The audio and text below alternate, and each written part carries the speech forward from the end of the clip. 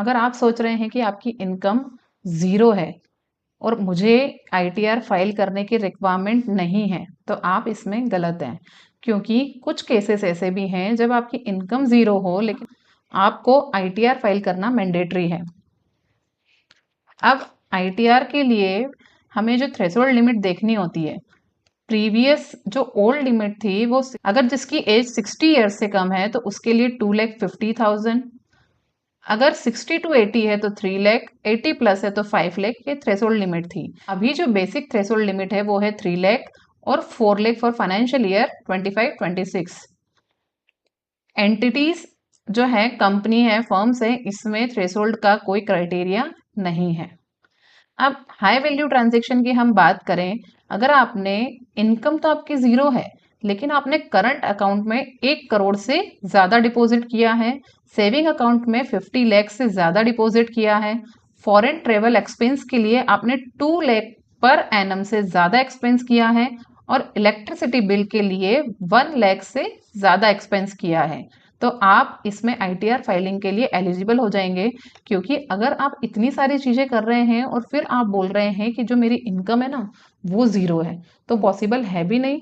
लेकिन अगर ये इतनी सारी चीजें हो रही है तो आपको आईटीआर फाइल करना मैंडेटरी है।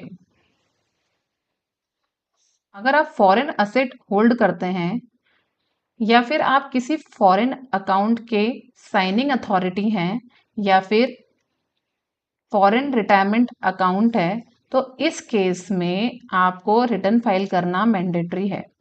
न्यू इनकम टैक्स रिजीम में अगर टैक्स फ्री जो इनकम है आपकी वो 12 लाख तक है, स्टैंडर्ड डिडक्शन हमें 75,000 तक। अगर सैलरीड या पेंशन एम्प्लॉय हैं तो उनके केस में 12,75,000 तक अगर इनकम है तो भी वह टैक्स फ्री है। 12,75,000।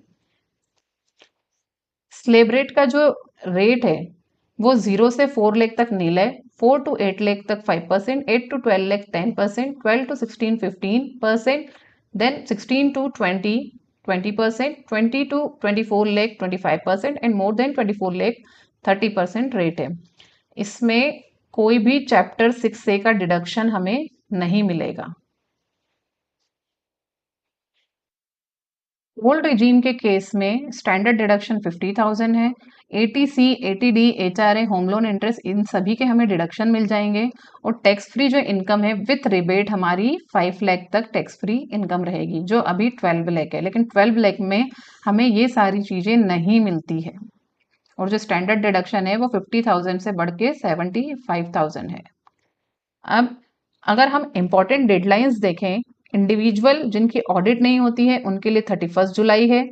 जिन कंपनीज की या इंडिविजुअल पार्टनरशिप फर्म जो भी ऑडिट वाली फर्म है उनके लिए जो आईटीआर की फाइलिंग डेट है वो 31 अक्टूबर है। अगर ट्रांसफर प्राइसिंग का केस है तो आईटीआर फाइलिंग डेट 30 नवंबर 2026 है। बिलेटेड रिटर्न फाइल कर सकते हैं 31 दिसंबर। रिवाइज रिटर्न फाइल कर सकते हैं 31 मार्च 2027। इसका मतलब जो पहले रिवाइज रिटर्न की जो डेट थी वो भी 31 दिसंबर तक ही थी, लेकिन इस बजट में उसे 3 मंथ से एक्सटेंड करके 31 मार्च 2027 तक कर दिया गया है। अब फॉर्म टाइप हम देखें, अगर सैलरी इनकम है और वो इनकम 50 लाख से कम है तो आईटीआर 1 सहज जाएगा। अगर कैपिटल गेन या फॉरेन असेट में कोई इनकम है तो आईटीआर 2 जाएगा। अगर बिजनेस और प्रोफेशनल इनकम है, इन सभी इनकम के साथ, तो आईटीआर 3 जाएगा। और प्रिजम्पटिव बेसिस पे इनकम है जैसे 44 एडी, एई, एडीए, अगर इसमें इनकम है तो आईटीआर 4 सुगम जाएगा। आईटीआर 3 में हमें बैलेंस शीट फाइल करना मैंडेटरी है। डॉक्यूमेंट्स क्या क्या लगेंगे? डॉक्यूमेंट्स में पैन, आधार, अगर सैलरी इनकम है तो form 16 salary slips, annual information statement AIS, tax information statement TIS, form 26 S. ये रिक्वायरमेंट जनरली सभी के केस में रहेगी। सिर्फ जो सैलरी और फॉर्म 16 वाला जो केस है वो तभी रहेगा जब आप सैलरीड एम्प्लॉय हैं। अदरवाइज एआईएस, टीआईएस, 26 एस और पैन आधार ये सभी के केस में मैंडेटरी हैं।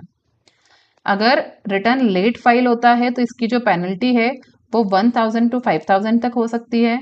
1% इंटरेस्ट 234A का जो लगेगा वो 1% पर मंथ ऑन अनपेड टैक्स, क्योंकि एडवांस टैक्स की लाइबिलिटी थी लेकिन हमने एडवांस टैक्स पे नहीं किया, तो 1% पर मंथ की इसमें लाइबिलिटी आएगी। अगर हम रिटर्न टाइम पर फाइल नहीं करते हैं तो हम जो हमारे लॉसेस हैं उन्हें कैरी फॉरवर्ड भी नहीं कर पाएंगे, और इंटरेस्ट हमें अंडर रिपोर्टिंग इनकम की पेनल्टी हमें 50% टू 200% तक देनी पड़ सकती है। इसके अलावा 2 केस और हैं जिसमें मैंडेटरी है कि हमें आईटीआर फाइल करना है। अगर बिजनेस का जो टर्नओवर है वो 50 लाख क्रॉस करता है और प्रोफेशनल वाला जो टर्नओवर है वो 10 लाख क्रॉस करता है, तब भी आईटीआर फाइल करना मैंडेटरी है। होप करती हूँ कि आप ये मेरे साथ वीडियो देखकर समझ पाए हैं कि आप एलिजिबल हैं या नहीं हैं। लेकिन अगर आप फिर भी आईटीआर फाइल करेंगे तो आपके लिए ये बेनिफिशियल होगा, क्योंकि अगर आप कहीं इंटरनेशनल ट्रैवल करते हैं तो वीज़ा रिक्वायरमेंट के लिए, लोन पर्पस के लिए, एजुकेशनल लोन के लिए, बहुत सारी जगह ऐसी होती है जहाँ पर आईटीआर मैंडेटरी होता है। तो मैं यही रिकमेंड करूँगी कि आप आईटीआर फाइल करें, और अगर आईटीआर फाइलिंग के टाइम आपको कोई भी प्रॉब्लम आए तो आप कमेंट सेक्शन में आप मुझसे पूछ सकते हैं। और अगर ये वीडियो आपके किसी भी तरीके से काम आई हो तो प्लीज़ इसे लाइक करें, शेयर करें ताकि किसी और के लिए भी ये बेनिफिशियल हो सके, और चैनल को सब्सक्राइब करें ताकि आगे आने वाले वीडियोस आप आसानी से देख पाएँ और समझ पाएँ और अपने डेली रूटीन लाइफ में उनका बेनिफिट ले पाएँ। Thank you.